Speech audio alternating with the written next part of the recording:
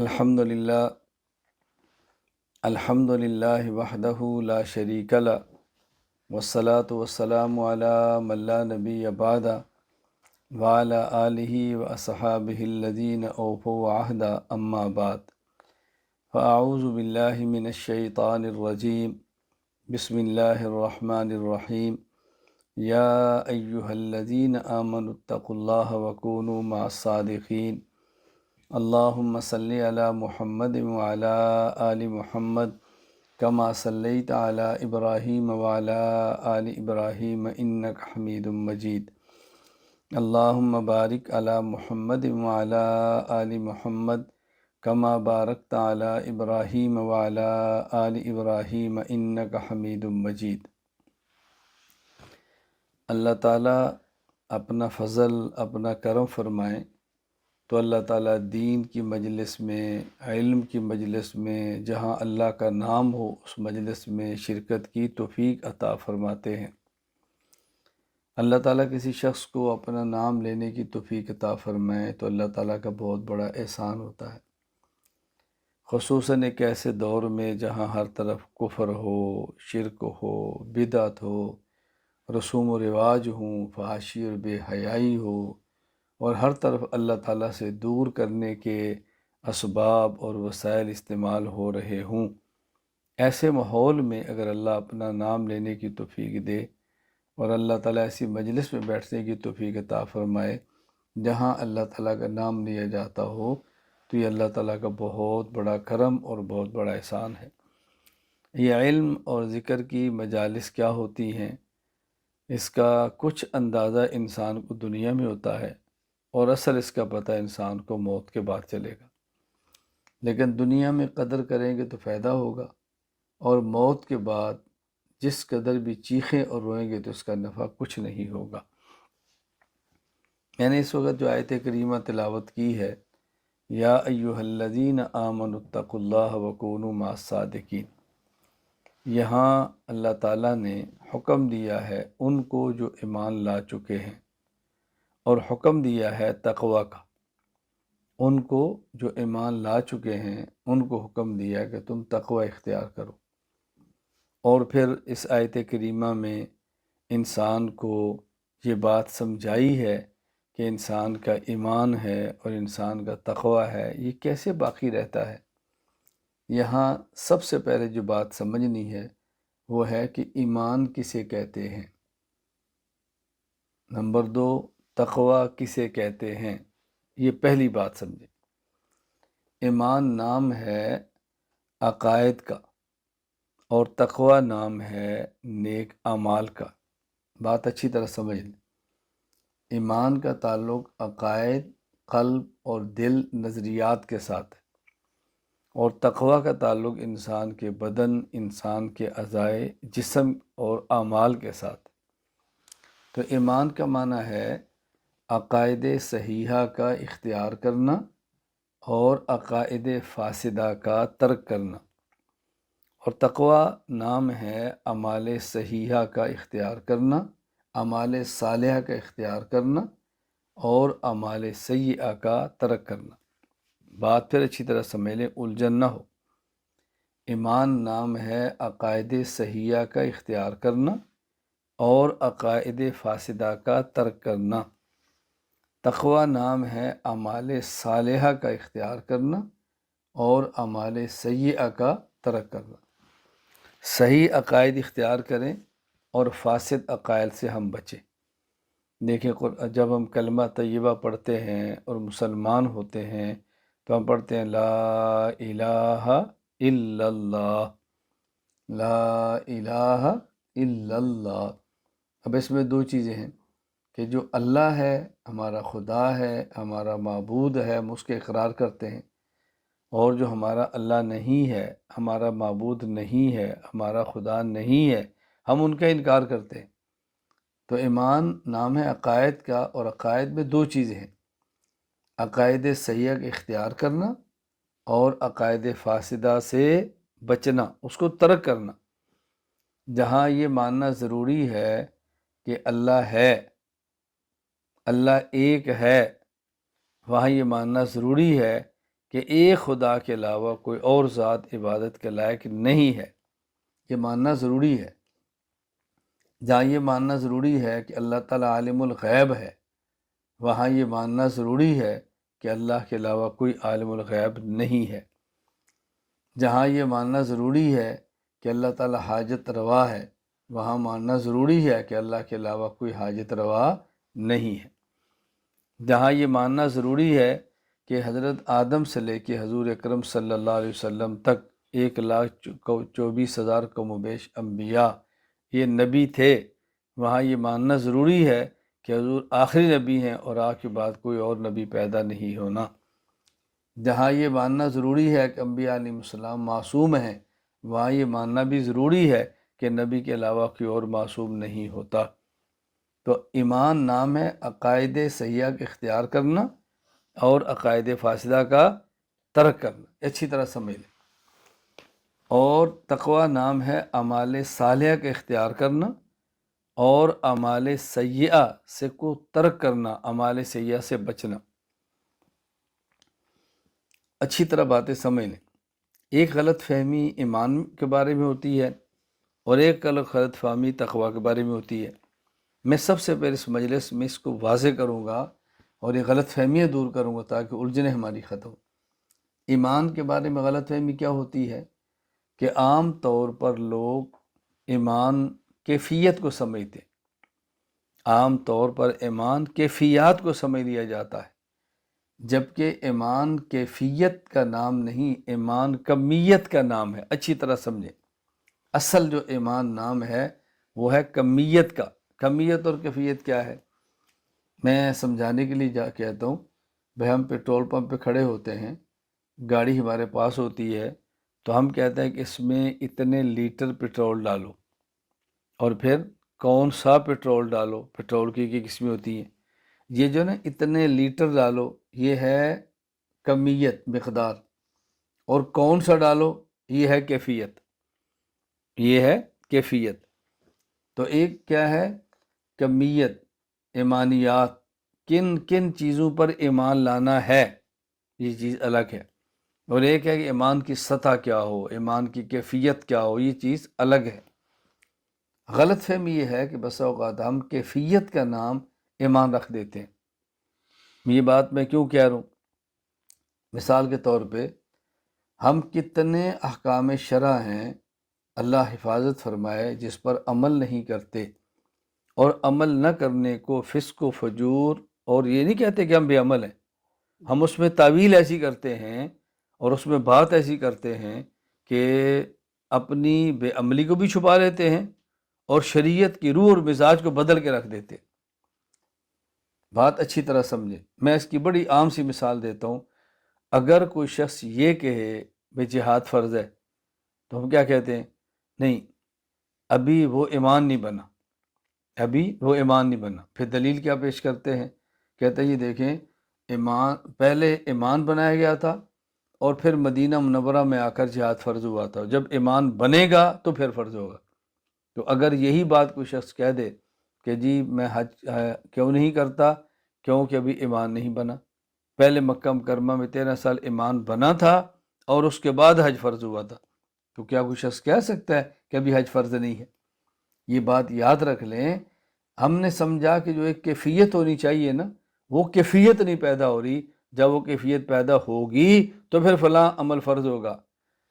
احکام شریعت کا مدار ایمان کی کمیت پر ہے، ایمان کی کیفیت پر نہیں ہے۔ احکام شریعت کا مدار ایمان کی کمیت پر ہے، کیفیت پر نہیں ہے۔ کیا مطلب؟ جب کسی شخص نے ان تمام چیزوں کو مان لیا جو رسول اکرم صلی اللہ علیہ وسلم لائے ہیں، وہ مومن ہو گیا۔ اب اس کے ذمے ہے نماز پڑھنا، اس کے ذمے ہے حج کرنا، اس کے ذمے ہے زکوٰۃ دینا، یہ سب اس کے ذمے۔ باقی کیفیت اتنی ہوگی تو پھر عمل فرض ہوگا، ایسا ہرگز نہیں ہے۔ تو احکام اسلام کی بنیاد ایمان کی کمیت ہے، ایمان کی کیفیت نہیں۔ ورنہ کوئی شخص کہہ دے گا بھی نماز کیوں نہیں پڑھتے، میرے بھی وہ کیفیت نہیں ہے جو ایمان کے لیے کیفیت ہونی چاہیے، جیسے صحابہ کرام کی تھی، لوگ نماز بھی لوگ چھوڑ دیں گے۔ بھئی آپ زکوٰۃ کیوں نہیں دیتے؟ جس خلوص سے صحابہ دیتے میرے اندر خلوص پیدا نہیں ہوا، لہٰذا میرے اوپر زکوٰۃ لوگ زکوٰۃ دینا بھی چھوڑ دیں گے۔ تو اس میں ایک حکم کا کیا قصور ہے؟ وہ تو سارے احکام شریعت کو ہل جائیں گے۔ تو ایمان سے مراد کیا ہے؟ ایمانیات، کتنی چیزوں پر ایمان لانا ہے، یہ بات سمجھیں، کتنی چیزوں پر ایمان لانا ہے۔ اس غلط فہمی کو ہم نے دور کرنا ہے کہ ایمان کی حقیقت عقائد ہیں، ایمان کی حقیقت ایمانیات ہیں، ایمان کی حقیقت کمیت ہے۔ ایک اور غلط فہمی، اس غلط فہمی کے نقصانات کیا ہوتے ہیں؟ ایک نقصان میں نے بتایا کہ ہم بہت سارے احکام کے فرض ہونے کے قائل ہی نہیں ہوتے، کیوں؟ ابھی ہمارا ایمان نہیں بنا۔ یہ ایسا کیوں ہوا؟ ہم نے ایمان سمجھ لیا کیفیت کو، کہ ابھی وہ کیفیت نہیں ہوئی، لہٰذا ہمارے اوپر فلاں عمل کرنا ضروری نہیں۔ اور دوسرا نقصان کیا ہوتا ہے؟ بات اچھی طرح سمجھیں۔ کتنی بار آپ نے جملہ سنا ہوگا کہ ہم بسا اوقات جملہ بولتے ہیں کہ صحابہ کرام رضی اللہ عنہم اجمعین فرمایا کرتے تھے کہ ہم نے پہلے ایمان سیکھا اور پھر ہم نے قرآن سیکھا۔ صحابہ کرام فرماتے ہم نے پہلے ایمان سیکھا اور پھر ہم نے قرآن سیکھا۔ اب اس کا معنی کیا کیا کہ ابھی ہم قرآن پڑھنا شروع نہ کریں، ابھی ہم دین پڑھنا شروع نہ کریں، ابھی ہم مسائل پڑھنا شروع نہ کریں، کیونکہ ابھی ہمارا ایمان مکمل نہیں ہوا، اب ایمان نہیں سیکھ سکے۔ اس کا مطلب سمجھ لیں، آج اگر کوئی شخص غیر مسلم ہمارے پاس آئے اور وہ کہے کہ میں مسلمان ہونا چاہتا ہوں، میں ایمان لینا چاہتا ہوں، ہم اس کو یہ نہیں کہیں گے کہ تم قرآن کریم پڑھو، تم یہ قرآنی قاعدہ پڑھو، تم یہ تجوید پڑھو، تم اپنے مخارج ٹھیک کرو۔ جی آپ ایمان قبول کرنا چاہتے ہیں؟ جی آپ پڑھو لا الہ الا اللہ محمد الرسول اللہ صلی اللہ علیہ وسلم۔ آپ پڑھو آمنت باللہ وملائکتہ وکتبہ ورسلہ والیوم الآخر والقدر خیرہ وشرہ من اللہ تعالی والبعث بعد الموت۔ آپ مومن ہو گئے۔ اچھا جی اب میں کیا پڑھوں؟ اب آپ قرآن پڑھو۔ اب وہ جب یہ جو نو مسلم ہے کل کسی اور کو کہے گا کہ جب میں مسلمان ہوا تو میں نے پہلے ایمان سیکھا اور میں نے پھر قرآن سیکھا۔ اب میں نے پہلے ایمان سیکھا کا معنی کیا تھا کہ میں نے ایمانیات کو مانا، پھر میں نے قرآن پڑھنا شروع کیا۔ یہی بات صحابہ کرام فرما رہے کہ ہم نے پہلے ایمان سیکھا اور پھر ہم نے قرآن سیکھا، یعنی ہم نے ایمانیات کو سیکھ لیا، اب قرآن پڑھنا شروع کر دیا۔ ہم نے اس جملے کا مفہوم کیا نکالا کہ ہم قرآن نہیں پڑھیں گے کیونکہ ابھی ہم نے ایمان سیکھا نہیں، ہم مسائل نہیں پڑھیں گے کیوں؟ ابھی ہم نے قرآن سیکھا نہیں، ہم دین نہیں پڑھیں گے کیوں؟ ابھی ہم نے ایمان سیکھا نہیں ہے، ابھی ہمارا ایمان بنا نہیں ہے۔ یہ غلط، یہ نقصانات کیوں ہو رہے ہیں؟ ایک بنیادی جملہ سمجھ نہیں آیا کہ ایمان سے مراد کیفیت ہے یا ایمان سے مراد کمیت ہے۔ باتیں سمجھیں۔ اسی طرح اس کو نہ سمجھنے کا نقصان کیا ہوا؟ قرآن کریم میں ہے فَإِنْ آمَنُوا بِمِثْلِ مَا آمَنْتُمْ بِهِ فَقَدْ اهْتَدَوْا وَإِنْ تَوَلَّوْا فَإِنَّمَا هُمْ فِي شِقَاقٍ فَسَيَكْفِيكَهُمُ اللَّهُ وَهُوَ السَّمِيعُ الْعَلِيمُ۔ قرآن کریم نے صاف لفظوں میں اعلان کیا کہ یہ جو کافر ہیں یہ ہدایت اس وقت لا سکتے ہیں جب ان کا ایمان صحابہ جیسا ہو، یعنی اگر کسی شخص کا ایمان صحابہ جیسا نہیں ہوگا تو اس کو ہدایت نہیں ملے گی۔ ہدایت تب ملے گی جب ایمان صحابہ جیسا ہوگا۔ اب دنیا میں کسی شخص سے سوال کرو جو مسلمان ہے اور جو دین کو سمجھنے کے دعوے کر رہا ہے، کسی سے پوچھو کیا اس دور میں صحابہ جیسا ایمان ہو سکتا ہے؟ تو ہر بندہ، میں نے جس سے بھی پوچھا تو اس نے یہی کہا جی نہیں۔ میں نے کہا جب ایمان صحابہ جیسا ہو ہی نہیں سکتا تو قرآن تو کہہ رہا تمہیں ہدایت تب ملے گی جب صحابہ جیسا ایمان ہوگا۔ تو اس کا معنی کہ قرآن کریم ایک ایسی بات پر عمل کرنے کا حکم دے رہا ہے جو بندے کے اختیار میں نہیں۔ یہ کیسے ممکن ہے؟ یہ کیسے ممکن ہے کہ قرآن ایک ایسی بات کا حکم دے، اللہ ایک ایسی بات کا حکم دے جو بندے کے اختیار میں نہ ہو؟ اگر صحابہ جیسا ایمان ممکن ہی نہیں ہے تو اللہ کیوں فرماتے ہیں کہ ہدایت تب ملے گی جب ایمان صحابہ جیسا ہوگا؟ میں جس سے پوچھتا ہوں وہ یہی بات کہتے ہیں۔ کیا کہتے ہیں؟ دو باتیں، ہاں بھائی صحابہ جیسا ایمان ہوگا تو ہدایت ملے گی، جی ہاں۔ صحابہ جیسا ایمان ممکن ہے، جی نہیں۔ تو جب صحابہ جیسا ایمان ممکن ہی نہیں تو اللہ کیوں فرما رہے ہیں صحابہ جیسا ایمان ہوگا تو پھر ہدایت ملے گی؟ یہ غلط فہمی کیوں پیدا ہوئی؟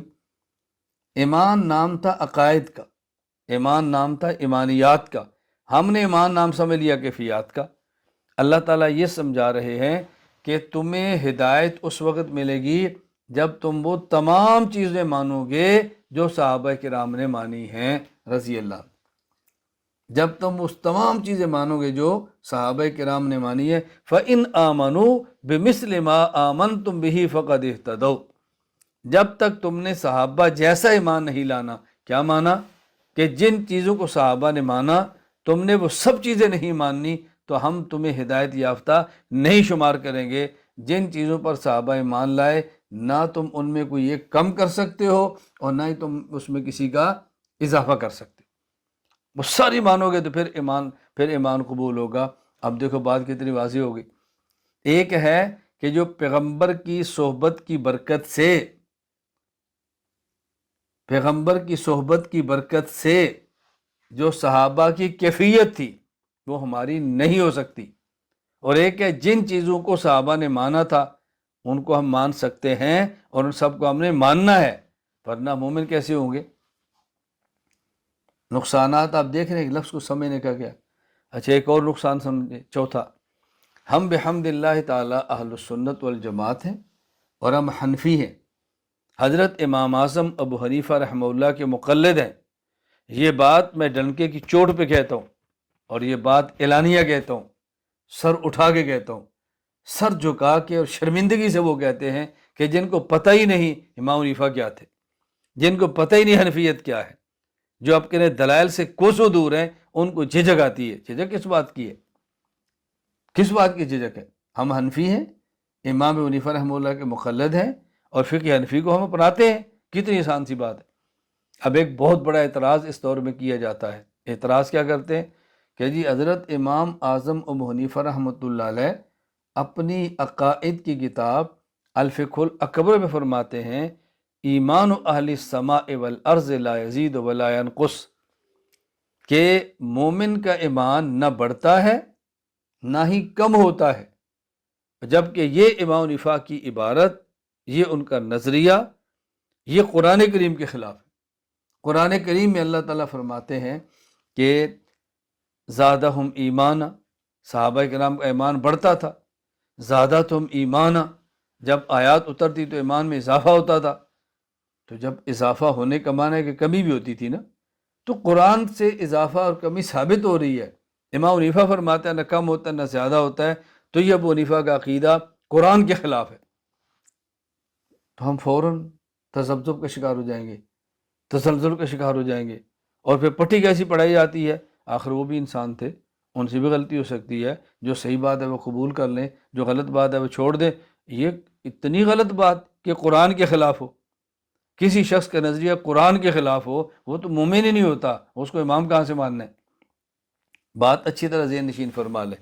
جب یہ بنیاد آپ نے سمجھ لی کہ ایمان نام ہے عقائد کا، کمیت کا، ایمانیات کا، کیفیت الگ چیز ہے، اب ساری الجھنیں دور ہو گئیں کہ حضرت امام اعظم ابو حنیفہ رحمہ اللہ جو فرما رہے ہیں ایمان اہل السماء والارض لا یزید ولا ینقص، کہ مومن کا ایمان نہ بڑھتا ہے نہ کم ہوتا ہے، اس کا مراد ایمانیات، کمیت، مقدار، یعنی مومن ایسا نہیں ہوتا کہ کچھ چیزوں کو مان لے، کچھ کا اضافہ کر دے، کچھ کو چھوڑ دے، کچھ کا اضافہ کر دے، یعنی ایسا نہیں ہو سکتا کہ مومن کچھ چیزوں کا ایمانیات میں اضافہ کر دے یا مومن کو ایمانیات میں کچھ چیزوں کا کم کر دے، ایسا نہیں ہوگا۔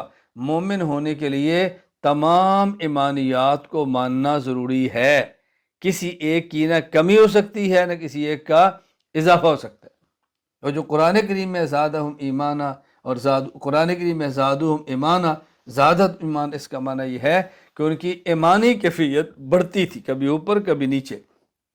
تو جہاں قرآن کریم بڑھنے کی بات کرتا ہے وہ ایمان کی کیفیت ہے، جو امام حنیفہ فرماتے ہیں ایمان نہ بڑھتا ہے نہ کم ہوتا ہے، اس مراد ایمان کی کمیت، مقدار، ایمانیات ہے۔ اب کیا اشکال ہے؟ اور یہ صحابہ کرام میں تھا۔ حضرت صدیق اکبر رضی اللہ تعالیٰ عنہ حضرت حنظلہ کو ملے اور فرمایا کہ حضرت حنظلہ کہنے لگے نافق حنظلہ ابو بکر میں تو منافق ہو گیا. کہا کیسے؟ کہا رسول اللہ صلی اللہ علیہ وسلم مجلس میں ہوں کیفیت اور ہے، گھر آتا ہوں کیفیت اور ہے. صدیق اکبر نے فرمایا یہ حالت تو میری بھی ہے. اللہ کے نبی خدمت میں گئے تو رسول اللہ صلی اللہ علیہ وسلم سے پوچھا تو آپ نے فرمایا کہ دیکھو جو ایمانی کیفیت تمہاری میرے پاس ہے، یہی کیفیت بیوی بچوں کے پاس اور بازار میں ہو تو پھر تو تمہارا ایمان صحابہ جیسا ہو گیا. کیوں؟ کیا مطلب؟ صحابہ کرام تم سے مصافحہ کریں گے یعنی تمہارا ایمان تو پھر صحابہ کی طرح، تمہارا ایمان تو فرشتوں کی طرح ہو گیا. اللہ کے نبی فرما رہے ہیں اگر یہی کیفیت ہو جو تمہاری کیفیت میری مجلس میں ہے، یہی کیفیت گھر ہو، یہی بچوں کے پاس ہو، یہی کیفیت تمہاری بازار میں ہو تو پھر کیا ہوگا؟ تمہارا ایمان تو سمجھو کہ پھر فرشتوں کی طرح ہو گیا نا. کیونکہ فرشتے کا ایمان ایک جگہ پہ ہے، نہ اس کیفیت اوپر جاتی ہے نہ نیچے. پیغمبر کیفیات میں مسلسل اضافہ ہوتا ہے اور عام امتی کیفیت کبھی اوپر کبھی نیچے. ابھی دیکھیں ہم یہاں بیٹھے ہیں تو کیفیت اور ہوگی، یہاں بیٹھے ہیں تو کیفیت اور ہوگی، اور جب کسی گندے ماحول میں جائیں گے کیفیت اور ہوگی. اچھے ماحول میں کیفیت اچھی ہوتی ہے، گندے ماحول میں کیفیت گندی ہو جاتی ہے. بات اچھی طرح سمجھ لیں. تو ایمان کے بارے میں یہ نقطہ نظر میں واضح کرنا چاہتا ہوں. ایمان نام ہے عقائد کا.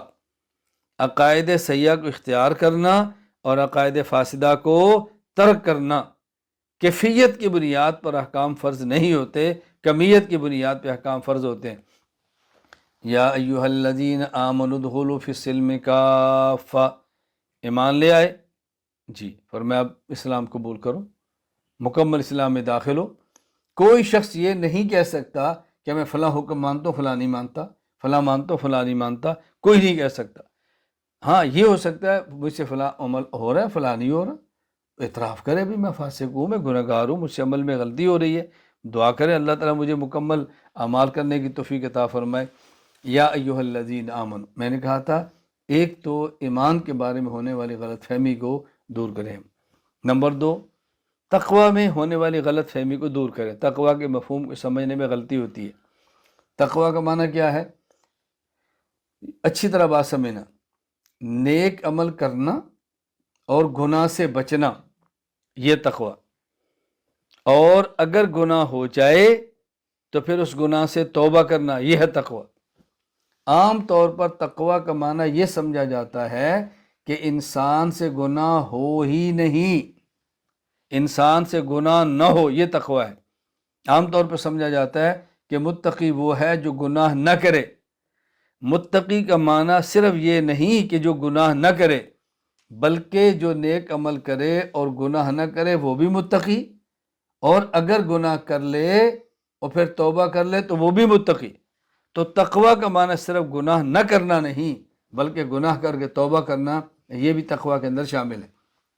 قرآن کریم میں ہے، اللہ تعالیٰ فرماتے ہیں سارعوا الی مغفرۃ من ربکم وجنۃ عرضها السماوات والارض اعدت للمتقین الذین ينفقون فی السراء والضراء والکاظمین الغیظ والعافین عن الناس واللہ یحب المحسنین والذین اذا فعلوا فاحشۃ او ظلموا انفسهم ذکروا اللہ. قرآن کریم میں ہے. سبحان اللہ، کس طرح اللہ نے بات کھولی ہے کہ دیکھو تم مغفرت اور جنت کی طرف دوڑو، جنت کی طرف دوڑو. آگے کیا فرمایا؟ وہ جنت کیا ہے؟ اللہ اکبر، دوڑو اس کی طرف. اعدت للمتقین، یہ جنت تیار کی گئی ہے متقین کے لیے. متقین کون ہیں؟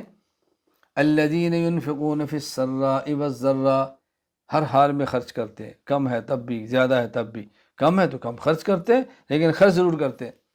والکاظمین الغیظ، اور غصہ کو پی جاتے ہیں. والعافین عن الناس، اور درگزر کرتے ہیں. اللہ اکبر. والذین اذا فعلوا فاحشۃ او ظلموا انفسهم ذکروا اللہ فاستغفروا لذنوبهم ومن یغفر الذنوب الا اللہ ولم یصروا علی ما فعلوا.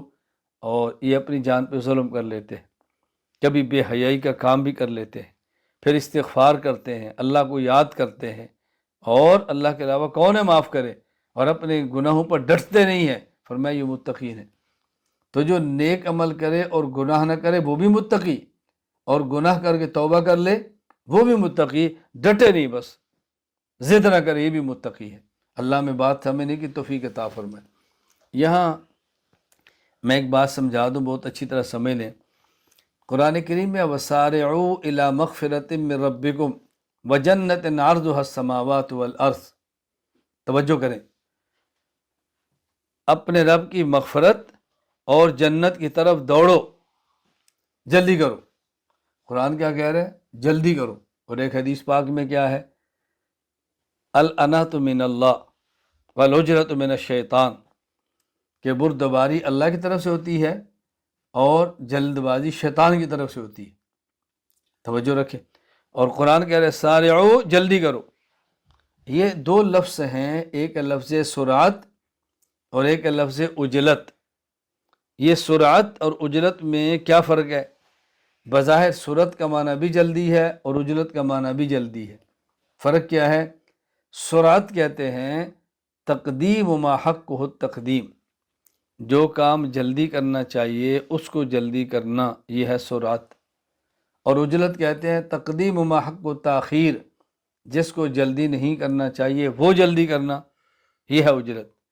تو شریعت میں سرعت محمود ہے اور عجلت مذموم ہے۔ سرعت شریعت چاہتی ہے، عجلت سے منع کرتی ہے، ہم دونوں میں فرق نہیں کر پاتے۔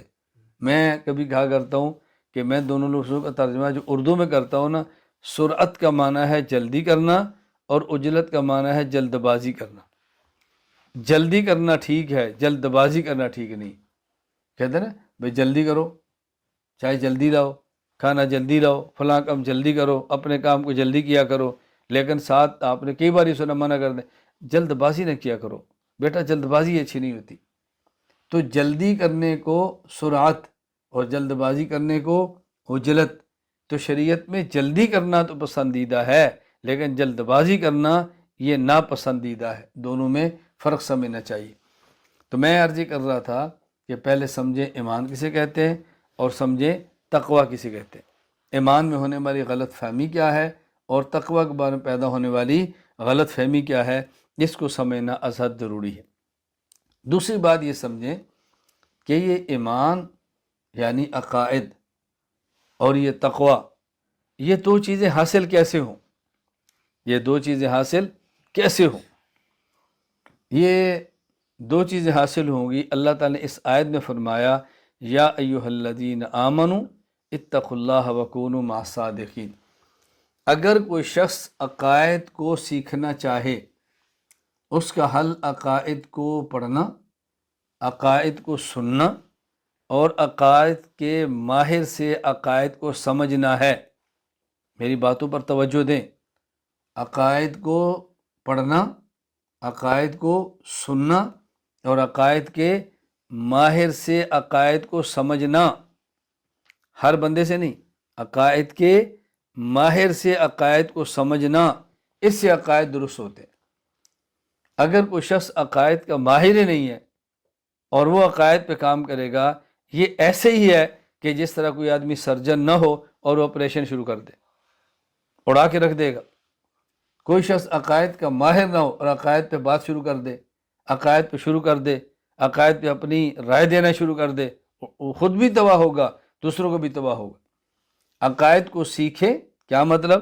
عقائد کو پڑھیں، عقائد کو سنیں، عقائد کو سمجھیں، ایک ایسے آدمی سے جو عقائد کا ماہر ہو، ایمان درست ہوگا۔ تقوی کیسے آئے گا؟ اس کے لیے ضروری ہے، تقوی کے لیے ضروری ہے صرف نیک اعمال کو پڑھنا، نیک اعمال کو سننا، یہ کافی نہیں ہے۔ ایک ہے تقوی کو سمجھنا، ایک ہے تقوی کو زندگی میں لانا۔ تقوی کو سمجھنے کے لیے تو شاید سننا اور پڑھنا کافی ہو، لیکن زندگی میں تقوی کو لانے کے لیے اپنے شیخ، اپنے مرشد، اہل اللہ، صاحب ذکر کی مجلس اور صحبت میں رہنا ضروری ہے۔ میری باتوں کو اچھی طرح سمجھ لیں، کسی اہل اللہ اور صاحب نسبت کی مجلس میں جانا نہیں، صاحب نسبت اہل اللہ کی مجلس میں رہنا ضروری ہے۔ قرآن کریم نے کہا کونوا مع الصادقین، تقوی اختیار کرنا ہے تو صادقین کے ساتھ رہو۔ ہمارے یہاں المیہ یہ ہے، اولاً تو اصلاحی تعلق کا شوق نہیں ہے، لوگ اصلاحی تعلق کے لیے تیار نہیں ہوتے، بیعت کے لیے تیار نہیں ہوتے۔ اور میری بات یاد رکھنا، اصلاحی تعلق کے لیے تیار نہ ہونے کی سب سے بڑی وجہ وہ نفس پرستی ہے۔ سب سے بڑی رکاوٹ انسان کی خواہشات، انسان کا نفس اور انسان کی اپنی یہ تسکین ہے، اس وجہ سے نہیں ہوتا۔ کیوں؟ بات سننی پڑے گی، بات ماننی پڑے گی، ڈانٹ ہوگی، رگڑے ہوں گے، اور اس کے لیے نفس تیار نہیں ہے۔ اس لیے لوگ اصلاحی تعلق قائم نہیں کرتے۔ ایسی جگہ پہ دوڑ دوڑ کے جائیں گے جہاں پہ جھوم جھوم کے ذکر ہو، جہاں پہ جھوم جھوم کے مجمع ہو، اور جہاں پہ لنگر اور یہ سب چیزیں چل رہی ہوں، وہاں دوڑ دوڑ کے جائیں گے۔ یعنی ایسی جگہ پہ دوڑیں گے جہاں اصلاح نہ ہو، جہاں تقویٰ کی بات نہ ہو، شریعت پر پابندی کی بات نہ ہو، وہاں ڈانٹ ڈپٹ نہ ہو، کچھ بھی نہ ہو، دوڑ کے جائیں گے۔ جہاں ڈانٹ ملی اور وہیں سے گئے، جہاں سے تھوڑا سا سمجھایا وہیں سے دوڑے۔ اب بتائیں اصلاح کیسی ہوگی؟ وہ نفس جو گناہوں کا عادی ہے وہ اچانک تو گناہ نہیں چھوڑ سکتا۔ آپ نے دیکھا، اگر کوئی شخص شوگر کا مریض ہو اور اس کی شوگر اتنی بڑھ جائے کہ ہارٹ اٹیک ہونے کا خدشہ ہو، وہ پھر بھی چینی نہیں چھوڑتا، اس سے پھر بھی میٹھی چینی چلانے کتنی مشکل ہے۔ یعنی اس کو نظر آ رہا ہے کہ میرے شوگر کے بڑھنے سے میرے اوپر کیا مصیبت آفت آنے والی ہے، پھر بھی کبھی چاکلیٹ چکھنا ہے، کبھی ٹافی کھا لینی ہے، کبھی کھجور کھا لینی ہے، کبھی کچھ کھا لینا ہے، تھوڑی تھوڑی سمجھ کے لگے رہیں گے۔ اب بتائیں کوئی شخص جس کو شوگر کی وجہ سے اپنی آفت، مصیبت، بیماری نظر آ رہی ہو، وہ اس میٹھے کو چھوڑنے کے لیے تیار نہیں ہوتا، تو وہ نفس کہ جس کو تقوی کا عادی بنانے سے اس کا اصل نتیجہ ہی موت کے بعد نظر آنا ہو، بتائیں وہ کتنی جلدی بندہ ٹھیک ہو سکتا ہے، وہ کتنی جلدی خود کو بدل سکتا ہے؟ بہت مشکل ہے لیکن ناممکن نہیں ہے، یہ بات یاد رکھ لیں، ناممکن نہیں ہے۔ تو ہم نے عقائد بھی درست کرنے ہیں اور ہم نے تقوی بھی اختیار کرنا ہے۔ اور میں نے بتایا کہ تقوی حاصل کرنے کے لیے اپنے شیخ کی مجلس میں رہنا، اپنے شیخ کی خدمت میں رہنا، اپنے شیخ پر خود کو فنا کرنا، یہ از حد ضروری ہے۔ میرا ایک بار بیان تھا اور مخصوص نشست تھی، اس میں ایک ساتھی کا میں نے خط پڑھ کے سنایا، نہ خط نہیں، خط تھا یا اس نے مجلس کے اندر آن لائن بات ہو رہی کہا کہ حضرت میرا مال اور میرا جان سب کچھ آپ پر فدا ہو۔ ایک ساتھی نے اشکال کیا کہ کیا امتی کے لیے لفظ کہنا جائز ہے کہ میرا سب کچھ فدا ہو آپ کے اوپر؟ تو میں نے کہا ایک تو اس کا مطلب یہ نہیں ہے کہ میں اللہ کی بجائے آپ پر فدا کروں، اس کا معنی ہوتا ہے کہ میں اپنا مال آپ کو دوں اور اس لیے کہ آپ دین کا کام کرتے ہیں، یہ معنی ہے۔ میں اپنی زندگی آپ کے ساتھ گزاروں کیونکہ مجھے آپ دین پر لگائیں گے، یہ معنی۔ یہ معنی نہیں کہ اللہ کو چھوڑ کر خیر اللہ کے نام پہ مال دے رہے۔ اور حضرت مولانا، میں نے یعنی عجیب بات ہے، قاری محمد طیب رحمہ اللہ تعالی 40 سالہ دارالعلوم دیوبند کے محتمم، حضرت نے حضرت نانوتوی رحمہ اللہ کے بارے میں ایک قصیدہ لکھا، اور اس کا جو پہلا شعر ہے وہ یہ ہے، نفس الفداء لقاسم العلوم والخیرات، نفس الفداء لقاسم العلوم والخیرات، قاسم العلوم والخیرات مولانا قاسم نانوتوی پر میری جان فدا ہو۔ اب اس کا معنی یہ تھوڑا ہے کہ اللہ کو چھوڑ کر ان کو سجدے شروع کریں گے، مقصد یہ ہے کہ میں سب کچھ فدا کروں، کیا انہیں دین کی خدمات سر انجام دی۔ تو تقوی کے لیے ضروری ہے کہ آدمی اپنا وقت شیخ کے پاس گزارے۔ اور آپ یقین فرما لیں، اگر آج انسان اس موبائل کا درست استعمال کرے تو یہ اس قدر اپنے شیخ کے بندے کو قریب کرتا ہے، اس قدر بندے کی اصلاح ہوتی ہے، اس قدر بندہ ٹھیک ہوتا ہے کہ میں کیا بتاؤں۔ میں رات بھی علماء کرام سے مجلس میں گفتگو کر رہا تھا اور میں ان کو یہ بات سمجھا رہا تھا کہ دیکھیں یہ جو موبائل ہے اس کا صحیح استعمال دور والے کو قریب کر دیتا ہے اور اس کا غلط استعمال قریب والے کو دور پھینک دیتا ہے۔ صحیح استعمال دور والے کو قریب کر دے گا اور غلط استعمال قریب والے کو دور کر دے گا، یہ برباد کر کے رکھ دیتا ہے۔ تو ہم نے اپنے عقائد بھی درست کرنے ہیں اور ہم نے تقوی بھی حاصل کرنا ہے۔ تیسری بات یہ سمجھیں کہ ہم نے دنیا میں موت تک جو وقت گزارنا ہے اس کا نام ہے زندگی۔ اس زندگی کو ہم نے گزارنا ہے آداب کے ساتھ، اس زندگی کو بغیر آداب کے نہ گزاریں۔ اگر ہم کھانا کھائیں تو کھانے کے آداب ہیں، ہم بازار جائیں اس کے آداب ہیں، ہم اگر تجارت کریں اس کے آداب ہیں، ہم اگر سوئیں اس کے آداب ہیں، اگر نکاح کریں اس کے آداب ہیں، اگر اولاد ہے اس کے آداب ہیں، والدین ہیں ان کے آداب ہیں، لکھیں پڑھیں اس کے آداب ہیں، سنیں اس کے آداب ہیں، کسی مجلس میں جائیں اس کے آداب ہیں۔ اللہ اکبر! یعنی ہماری شریعت تو ایسی ہے کہ کوئی انسان بیت اللہ جائے اس کے آداب ہیں، اور کوئی انسان بیت الخلاء جائے اس کے آداب ہیں۔ شریعت مطہرہ نے بیت اللہ جانے کے بھی آداب سکھائے ہیں اور بیت الخلاء جانے کے بھی آداب سکھائے ہیں۔ بڑی سے بڑی پاکیزہ جگہ پر کیسے رہنا ہے یہ بھی بتایا، اور جس کو لوگ گھٹیا اور گندی جگہ سمجھتے ہیں وہاں کیسے جانا ہے یہ بھی بتایا۔ شریعت تو پورے آداب بتاتی ہے، اس لیے ضروری ہے ہم اپنی زندگی کو آداب کے ساتھ گزاریں، اپنی زندگی میں آداب لائیں۔ مجلس میں کیسے رہنا ہے، سونا کیسے ہے، کھانا کیسے ہے، پینا کیسے ہے، اپنی زندگی ہم نے کیسے گزارنی ہے۔ جانوروں کی طرح نہیں گزارنی، انسانوں کی طرح گزارنی ہے۔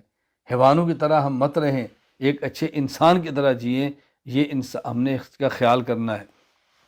آج کل تقریباً 100% ہے، تقریباً کوئی لاکھوں میں ایک آدھ بندہ ملے تو ملے، تقریباً ایسی ہے، ہر انسان موبائل کا استعمال کرتا ہے، ہر انسان موبائل میں دوسرے سے رابطہ کرتا ہے۔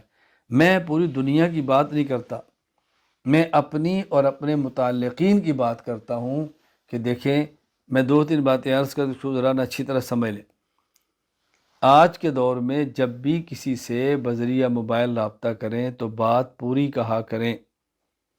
السلام علیکم ورحمۃ اللہ وبرکاتہ، میرا نام محمد الیاس ہے، میں فلاں جگہ سے آیا ہوں، میں اس شہر میں ہوں، آپ سے ملنا چاہتا ہوں۔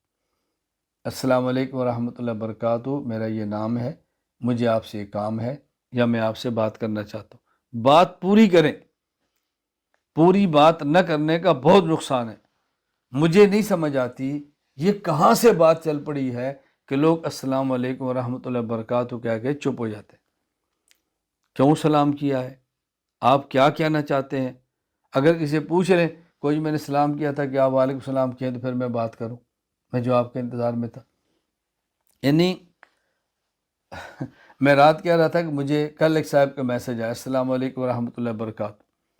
اب ظاہر ہے میں سویا ہوں تو میں آج دیکھوں گا، میں لکھ دوں وعلیکم السلام ورحمۃ اللہ وبرکاتہ، وہ اپنے کام میں ہوں گے، پھر وہ شام کو دیکھ لیں گے کہ میں آپ سے بات کر سکتا ہوں، پھر میں مصروف ہو جاؤں گا تو میں پرسوں دیکھ لوں گا، جی ہاں کر سکتے ہیں۔ ان کے پھر فون آ جائے گا، جی میں کب کال کروں؟ جی جب چاہیں کریں۔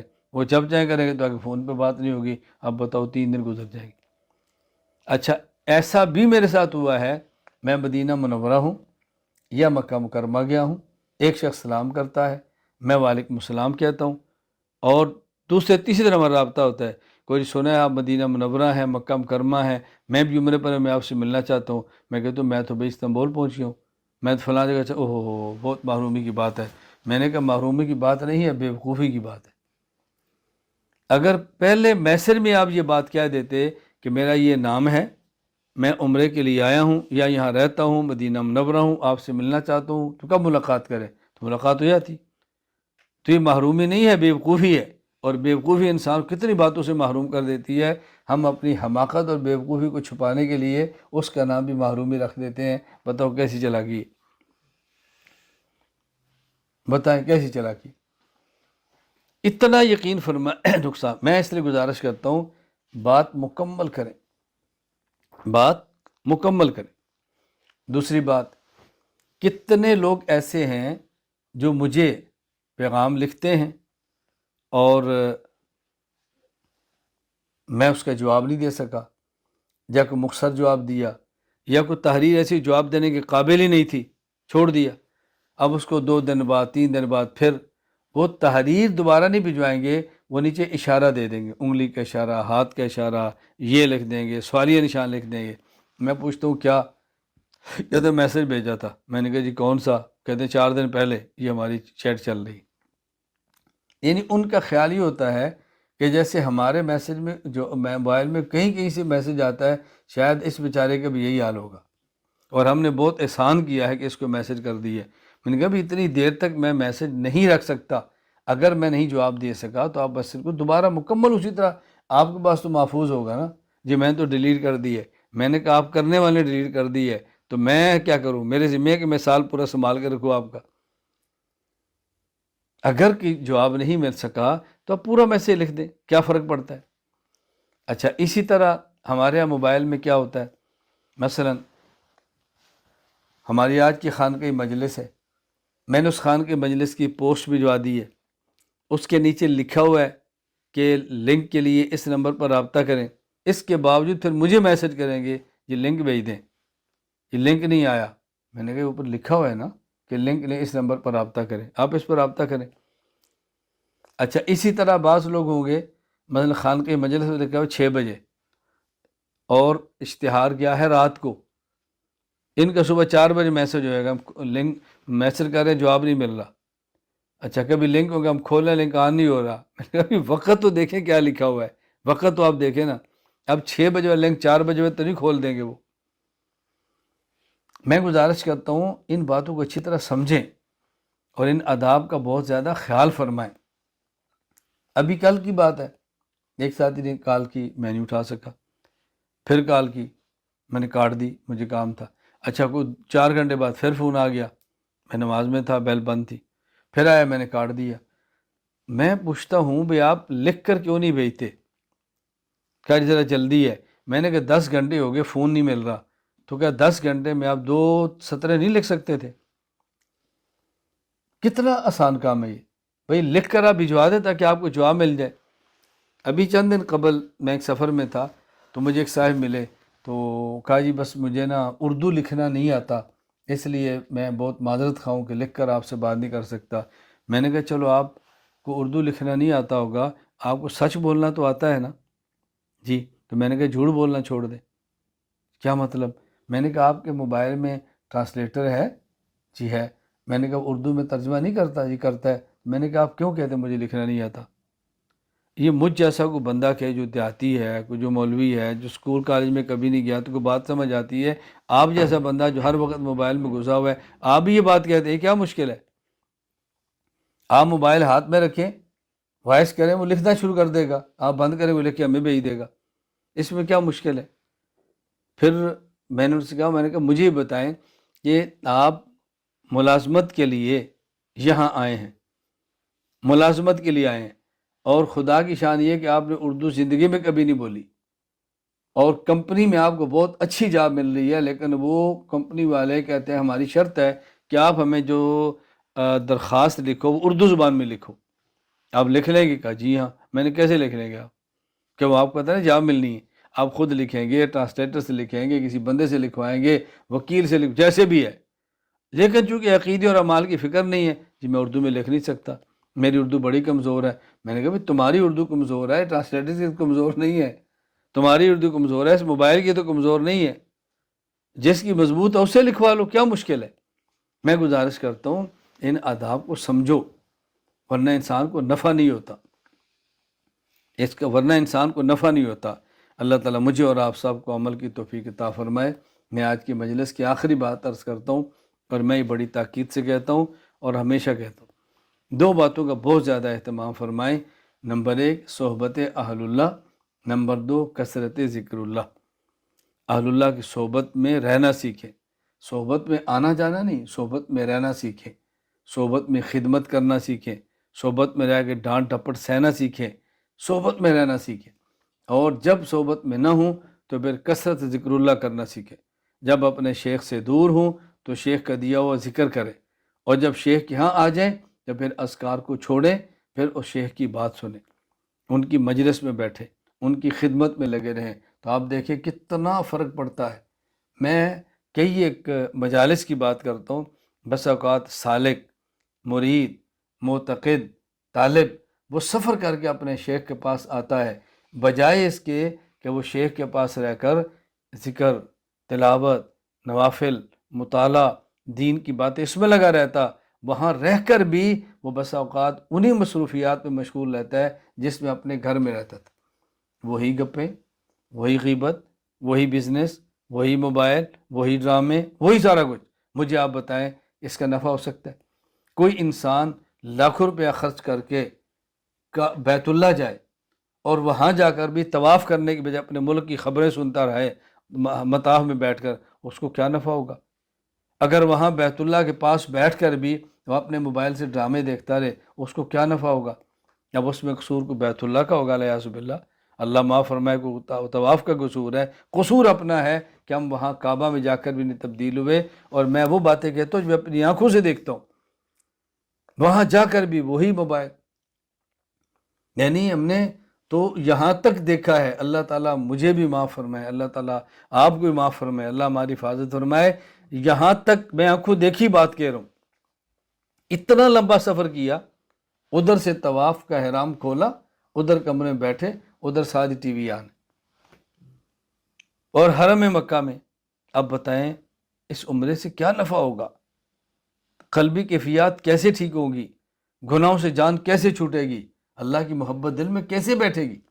اور یہ چیزیں پیدا کب ہوتی ہیں؟